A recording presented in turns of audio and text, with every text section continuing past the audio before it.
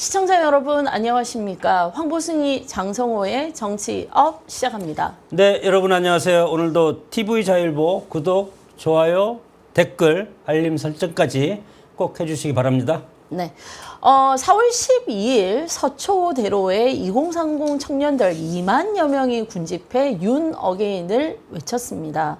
이게 보통 이제 우리가 집회를 하면 그 경찰 추산이 있고 이 주최 측 추산이 있잖아요. 경찰 추산이 15,000명이었더라고. 주최 측은 3만 명이었고. 그러니까 이거 굉장히 2만 명이면 많이 나간 거예요. 우리가 그 3.1절 광복절 집회 때 우리는 한 100만 명 모였다, 뭐 300만 명 모였다 했는데 그 당시 경찰 추산이 몇 명이었어요? 4만 명인가? 4만 명. 얼마 안 됐거든요. 근데 우리는 1,000만 명 모이지 않았어요? 아, 그렇죠. 우리는 1,000만 명 같은 진짜 100만 명 이상이 모였다고. 1,000만 명이고 예. 하늘에 계신 여러분까지 다 해서 1,000만 명이. 아니 그리고 그 현장에 이 광화문 광장만 찍으면은 한 100만 명 됐는지는 모르겠는데 거기 오다가 차가 밀려서 뭐 종로까지 뭐 을지로까지 사람들이 다 포진해 있었거든요. 그리고 지하철 안에서 못 올라오신 분들도 꽤 많았고 지하철 타고 오다가 그다음에 고속도로 관광버스 타고 오다가 밀려가지고 못 오신 분들 그다음에 전국에서 마음 모아주신 분들 하면 1,000만 명 이상이라고 봐야 되겠죠.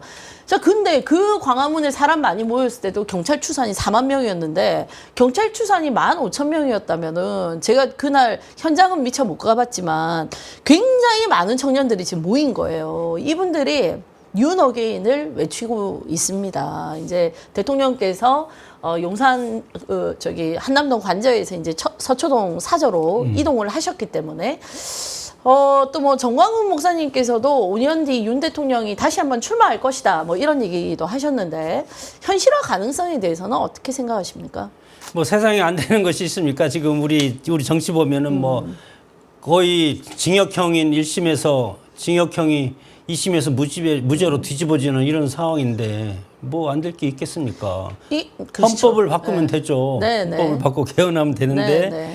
현재 헌법으로 보면 사실은 대통령은 한 번밖에 못 하게 돼 있습니다. 그죠, 우리나라 헌법상. 출마해서 당선되면 당선 한 번, 네. 2번 당선이 안 되게 돼 있습니다. 네. 내각제 같은 경우는 다르고 대통령도 마찬가지로 4년 중임제라든가 중임이면 2번 하면 되거든요. 네. 그런데 그런 것도 아니고 단임이기 때문에 한 번만 출마해서 당선증을 받은 것은 한 번밖에 안 된다. 그래서 현행 헌법으로는 이제 상당히 어렵습니다. 네. 이렇게 이제 얘기를 여러분들이 하고 국민 변호인들도 윤 어게인을 외치는 것은 그만큼 이번 12.3 비상계엄이 대통령의 통치권 차원으로 행한 헌법적인 것이다. 네. 그리고 비상계엄이 아니고 비상계몽이고 우리 국민들을 많이 일깨워줬기 때문에 2030 청년들이 2만 명이나 많이 뭉쳐 있지 않습니까? 네. 이것은 정말 대단한 것이고 그만큼 대통령이 너무 억울하고 12.3 비상계엄은 명분이 있는 그런 대통령의 비상조치, 네. 비상조치권을 행사한 것이다. 그런 측면에서 상당히 억울하고 이것이 뭐 대통령의 뜻을 우리가 그냥 버리면 안 된다. 네. 이것을 기점으로 해서 반헌법적인 행위를 상당히 많이 하지 않습니까? 네. 물론 헌법의 절차에 따라 거쳐서 하는 거지만 무도한 탄핵, 무도한 입법, 무도한 뭐 여러 가지 뭡니까? 탄핵, 입법, 그다음에 입법 탄핵 입법 예산 예산 네. 폭주 이런 것들이 있기 때문에 이런 것을 다시 보수 세력이 힘을 합쳐서 뭉쳐야 된다 그런 뜻이라고 봅니다. 그렇죠. 이게 윤석열 대통령이 다시 복귀하기를 바라는 마음, 뭐 그건 뭐 이번 선거는 어쨌든 불가능한 거고요.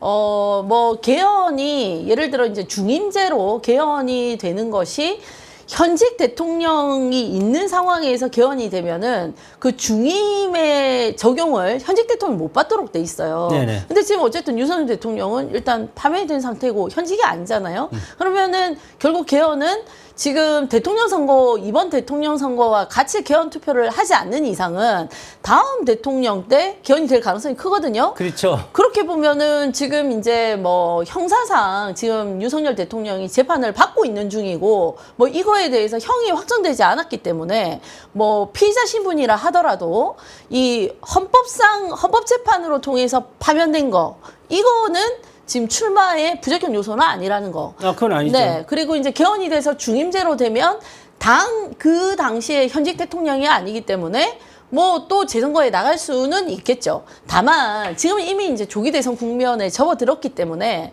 그래서 아마 정광훈 목사님이 그런 말씀을 하신 것 같아요. 네, 그렇죠. 네. 요번은 안 되지만 5년 뒤에는 상황이 바뀌면 출마할 수 있다. 그래서 그 가능한 것은 그러면 보수 후보가 당선이 돼야만이 네. 개헌을 할 수가 있고 네. 개헌을 또 어떻게 하냐면 내년 지방선거 우리가 이기고 보수 정당들이 이기고 그다음에 그 총선에서 보수 후보들이 압승을 하면 네. 충분히 개헌이 가능합니다. 네. 그래서 개헌하고 그다음 대통령은 개헌에 의해서 다시 대통령 선거를 치르기 때문에 4년 중임제로 바꾸면 되지 않습니까? 네. 그러면 뭐 지금 윤석열 대통령이 그때는 모든 재판이 끝나고 또 뭐 법적인 절차도 다 끝나고 그렇게 하기 때문에 출마할 가능성은 있다고 봅니다. 네.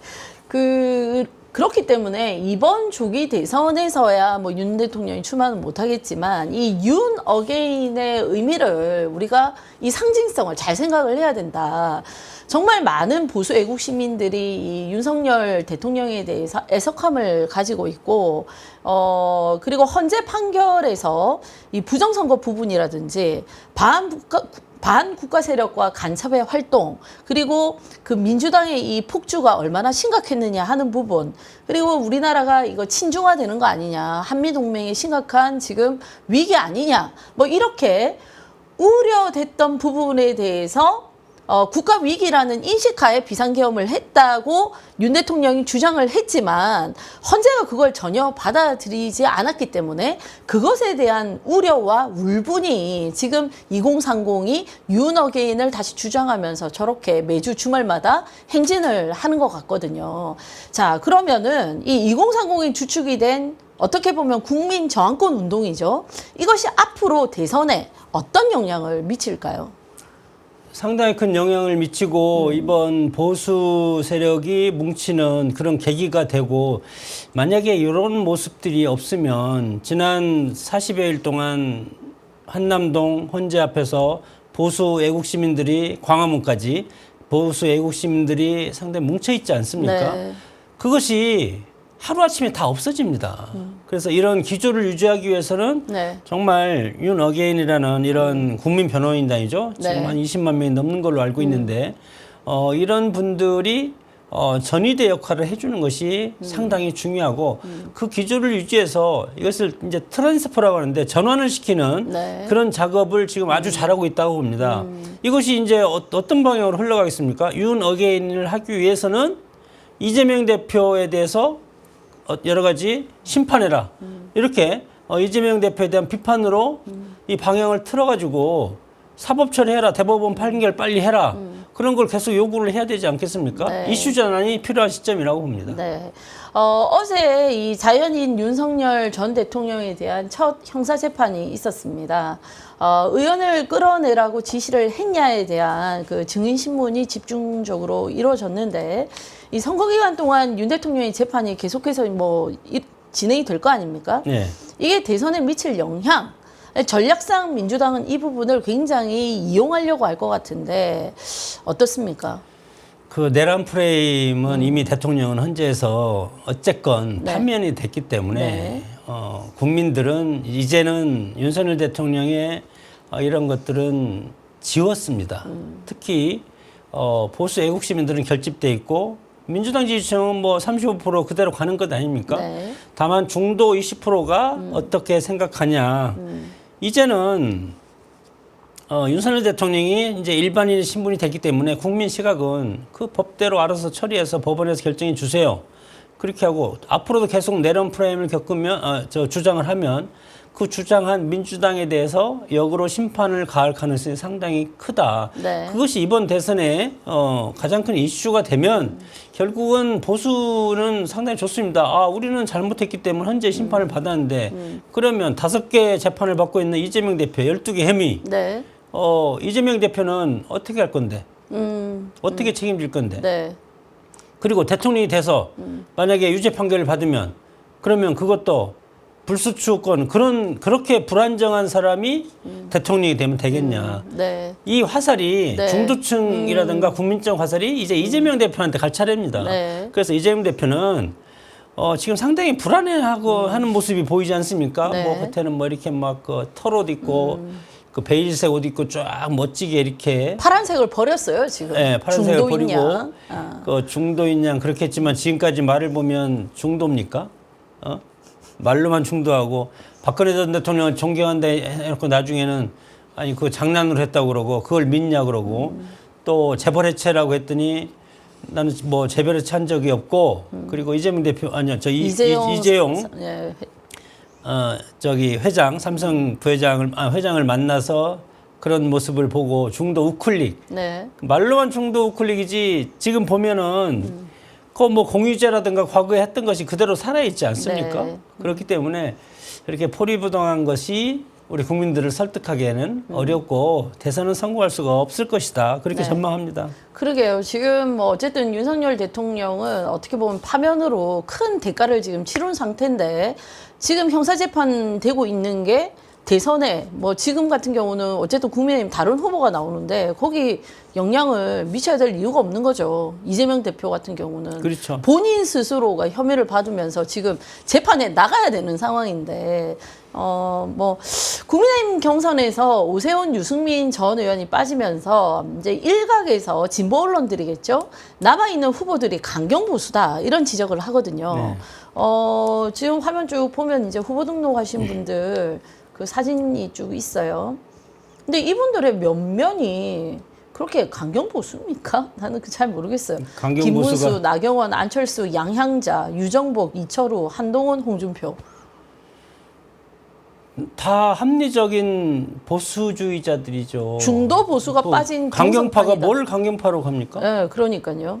뭘 강경파라고 하니 모든 것을 다 재벌이 장악하고 하는 게 강경 보수입니까? 아유, 저는 이 강경 보수라는 주장에 대해서 별로 인정을 못 보수라는 하겠어요. 것은 과거에 보수와 진보라는 그런 것이 보수 정당 영국에서 휘거당 토리당 그거 할 때 이제 보수주의자라는 것은 자기 땅을 지키는 사람들을 자기 땅을 지키는 사람들을 보수라고 보수다. 그럽니다. 진보라는 것은 자기 땅이 없고 그 땅을 뺏었고 그 땅에서 농사 짓는 사람을 진보라고 하는 겁니다. 그러니까 호수의 뚝은 저기 보수고 네. 출렁이는 물은 언제든지 바꿀 수 있지 않습니까? 네. 출렁거리면서 이 물은 진보다. 진보라고 그러고 보수와 진보 그리고 뚝은 자유와 평등 중에서 자유고 그러니까 자유라는 것은 자유시장 경제예요. 시장에서 우리가 인위적으로 독재국가처럼 절대주의처럼 통제하는 것이 아니고 시장에서 그러니까 그거죠. 희소성의 원칙에 따라서 물량이 많은 것은 가격이 내려가고 물량이 적은 것은 가격이 올라가고 금값은 올라가고 그런 거잖아요. 네. 그리고 그게 보수고 평등이라는 것은 복지 나눠주는 거죠. 국가에서. 네. 그래서 민주주의라는 것은 그런 게 똑같은 거예요. 그래서 보수와 진보, 뚝과 물이 같이 가야만이 그것이 되는 것이지. 그런 것이 뭐 문제가 됩니까? 네. 이게 제가 보니까 뭐 자꾸만 무슨 강경 보수, 뭐 극우 프레임 이런 것들을 조금 진보 언론에서 덮어 씌워서 이 국민의힘 후보들 흠집내려고 하는 것 같은데요. 거기에 국민들이 속지 않을 겁니다. 네. 극우 파쇼 집단이라고 그래. 북한이 주장하잖아요. 남조선 극우 파쇼 집단이라고. 이 파쇼가 결속하다는 거고 극우라는 것은 그러니까 그 과거에 예를 들어서 어떤 군 그리고 일개 어떤 독재 권력에 따라서 권력으로 하나를 끌고 나가는 겁니다. 이것이 극우 파쇼 집단인데 우리는 그렇겠습니까? 주민들이 투표해서 뽑지 않습니까? 그리고 잘못했다고 국회에서 올려가지고 헌재에 올리니까 대통령 파면까지 시키지 않습니까? 이런 나라가 무슨 극우입니까? 그것은 어불성설이고 본인들이 얘기하는 그런 것을 거꾸로 얘기하면 본인들이 극좌파라고 얘기를 할 수밖에 없는 겁니다. 네. 현재 윤 어게인을 외치는 지지자들이 이렇게 많은 상황을 감안해서 국민의힘은 대선 필승 전략을 어떻게 세워야 할까요? 대선 필승 전략은 정말 꿋꿋하게 지난 12.3 비상계엄에서 윤석열 대통령이 여러 가지 말들을 많이 하지 않았습니까? 현재 재판 과정에서 자유민주 체제를 지키는 그런 가치를 다시 세우는 그러기 위해서는 저 무도한 민주당의 여러 가지 정략적이고 그리고 폭압적인 그런 국회 운영 이런 걸 견제할 수 있는 힘을 기를 수 있는 그리고 과거에는 보수는 부패로 망하고 진보는 분열로 망한다 했는데 지금은 교육감 선거를 해도 보수가 분열해서 망하고 선거를 해도 그렇고 전당대회를 해도 분열해가지고 자기들끼리 싸우다 망하고 그러지 않습니까? 네. 근데 민주당 그렇습니까? 일사천리로 가지 않습니까? 이런 것을 봤을 때 요번에 승리하는 길은 보수가 분열되면 안 된다. 네. 그러나 경쟁을 할 때는 치열하게 경쟁하고 일단 승부가 나면 그다음에는 그것을 중심으로 해서 다 합쳐라. 그것이 하나밖에 없습니다. 이번에 이길 수. 그렇게 해서 하나로 합치면 이긴다. 그러니까 이게 국민의힘의 대선 필승 전략이라기보다는 보수의 대선 필승 전략 이렇게 이제 생각을 해야 되겠죠. 보수가 진보가 나라를 어지럽혀 놓은 것을 다시 어지러움을 다시 정리하기 위해서는 네. 보수의 지도자를 대통령으로 세워야만 되는 거죠. 네. 그러기 위해서는 어느 정당을 떠나서 네. 보수에서 가장 유력한 사람을 대통령으로 후보로 만들어서 네. 이재명 후보의 민주당과 싸워서 이겨야 된다는 겁니다. 근데 이제 지금 경선을 어쨌든 지금 국민의힘은 한 10명 정도 이제 최종 등록을 네. 하지 않겠나 이렇게 생각을 하는데 경선하는 과정이라는 거는 사실 본선보다 치열하다면 더 치열할 수 있거든요. 네. 그리고 저도 정치해봤지만 경선할 때 치열하게 싸운 이 같은 당내 후보가 상대당 후보보다 더 미워요. 같은 집안에서 싸움을 하고 나서 보면 더 왼수같이 느껴져요. 네. 근데 이제 지난번 당대표 선거 때 우리가 사실 조금 진흙탕 선거를 해가지고 당 내에서도 국민의힘 당 내에서도 좀 분열이 많이 됐었거든요. 근데 이번 대선에서 좀 바람이 있다면 정말 누가 이 나라를 이끌어 갈 것인지 그 자격 검증을 열심히 해야지. 자격 검증을 해서 어쨌든 후보로 내세워야 국민들의 지지를 받을 거니까. 너무 이제 사적인 것부터 시작해서 그런 진흙탕 싸움은 좀 안 했으면 좋겠다 이런 생각이 드는데요.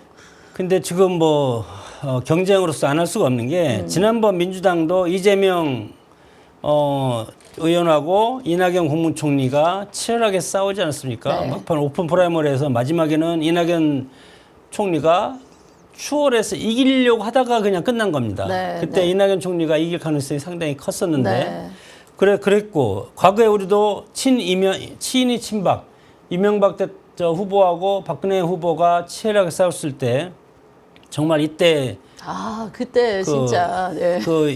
이명박 대통령의 그것이 그때 나왔고 그리고 지난번 이낙연 국무총리가 대장동 건을 또 터뜨렸지 않았습니까? 네, 네. 이렇기 때문에 당내 경선이 훨씬 더 치열합니다. 맞습니다. 치열하기 때문에 거기에 다 나온 걸 가지고 본선에서 후보들이 전당대회 때 경선 때 나온 걸 가지고 써먹는 거예요. 네. 그래서 이번 국민의힘도 짧지만 짧은 기간에도 상당히 많은 것이 나올 가능성이 상당히 크다고 봅니다. 자, 민주당 같은 경우는 본인들 대선 필승 전략을 세우지 않겠습니까? 근데 이재명 대표가 비호감도가 1등입니다. 1등. 그리고 말씀처럼 이제 지지율이 35% 박스권 밑에 있거든요. 국민 전체가 하는 선거에서 지금 민주당 내에서는 이재명 1극 체제지만 이거 과연 극복 가능하겠느냐 이런 얘기를 또 저희가 이 양당을 다 다뤄야 되기 때문에 네. 한번 또 해보죠. 네. 글쎄요, 뭐 비호감도 선거를 지배하는 것은 구도, 이슈, 인물. 이제 인물 지금 말씀을 하셨는데 이재명 대표 비호감 보수 후보는 누가 될지는 아직 모르겠지만 누가 되든 하여튼 이재명 대표의 비호감보다는 높지 않을까.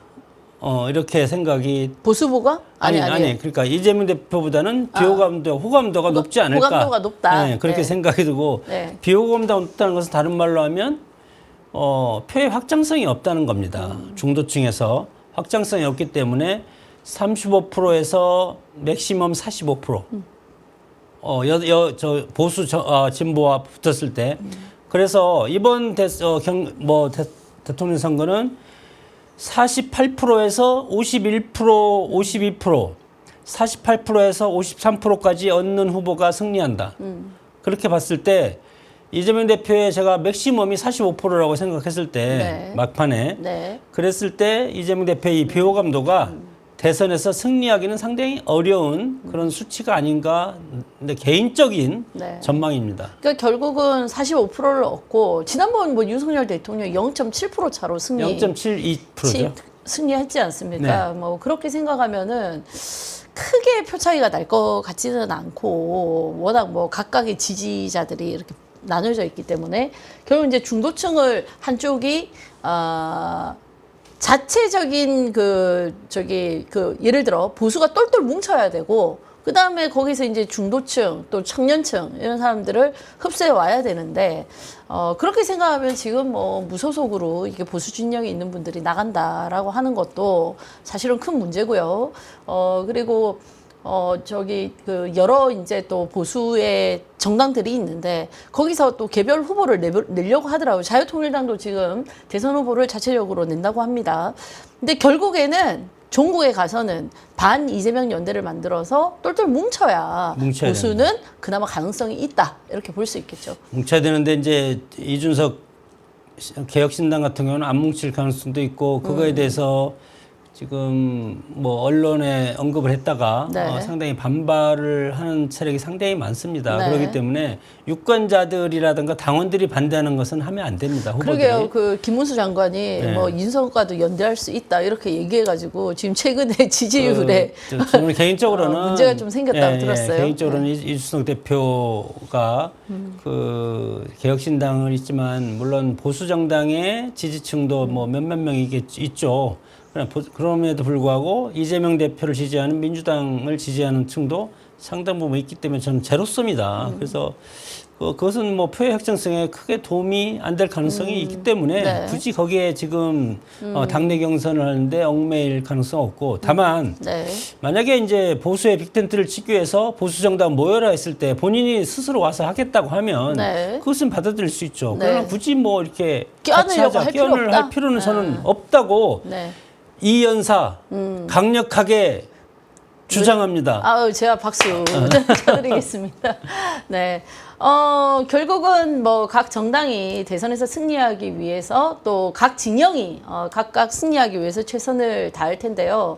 뭐 승리 필승 전략은 하나입니다. 일단은 집도끼부터 잡고 자기 지지층들을 최대한 결집을 하면서 특히나 이제 경제나 이런 거에 대해서는 중도층들이 저 당을 믿으면 우리가 잘 살 수 있겠구나 이런 희망을 주는 게 결국은 집권의 비결이 아닐까 저는 그렇게 생각합니다. 희망도 있고 안정감을 줘야 됩니다. 우리 국민들이 지난 윤석열 대통령 취임 이후 그 전 대선 레이스부터 얼마나 이재명의 민주당한테 공격을 당해서 또 방어하려고 서로 싸우고 뭐 온갖 뭐 여러 가지 많지 않았습니까? 국민들은 너무 지금 지쳐 있습니다. 네. 그렇기 때문에 이제는 정치가 정말 국민을 위해서 일하는 그렇게 편안한 안정감을 줄 수 있는 그런 걸 우리 국민들은 지금 바라고 있지 않겠습니까? 네. 그런 쪽으로 이번 국민들의 어떤 주권은 정말 대단한 그런 권한이고 권력이고 우리 국가를 지탱하는 힘이기 때문에 주권 행사를 그런 쪽으로 해야만이 국가가 안정적으로 발전할 수 있다. 그렇게 봅니다. 네. 지금 뭐 개헌에 대한 논의도 상당히 활발하게 진행이 되고 있습니다. 뭐 다음 대통령이 선출이 되고 나면은 또 그 개헌 이슈가 더 커질 가능성이 큰데 정말 개헌이라는 거는 국가의 큰 방향을 설정하는 거거든요. 이걸 진보 좌파 대통령에게 맡겨서야 되겠느냐. 그걸 우리 유권자들이 잘 생각을 해야 될 때라는 생각이 듭니다. 그러니까 이제 첫째는 분열하면 안 된다. 경선 과정에는 싸울 수 있지만 마지막에는 하나로 마지막에 뭉치면 그 뭉치는 시너지 효과가 엄청 큽니다. 그러면 싫어했고 돌아섰고 왜 이렇게 시끄러워 그런 분들도 그러면 이재명 세력을 막기 위해서는 우리가 뭉쳐서 또 투표장을 고우트 보우트라는 말이 유명한 말이 있는데 그냥 비판만 하고 안 돼 하면 안 됩니다. 결국은 투표장에 가서 한 표를 우리가 찍을 때 그때 주권자로서 힘이 생기는 거지 않습니까? 네. 반드시 투표를 마지막까지 해서 무효 투표가 아닌 진정한 보수 우파를 살릴 수 있는데 투표를 하는 것까지 해야만이 네. 이 나라의 민주주의가 지켜진다고 봅니다. 네. 이번 조기 대선을 통해서 정치가 한층 더 업그레이드 되기를 바라면서 오늘 방송 여기서 마치겠습니다. 네, 여러분 고맙습니다. 네, 감사합니다.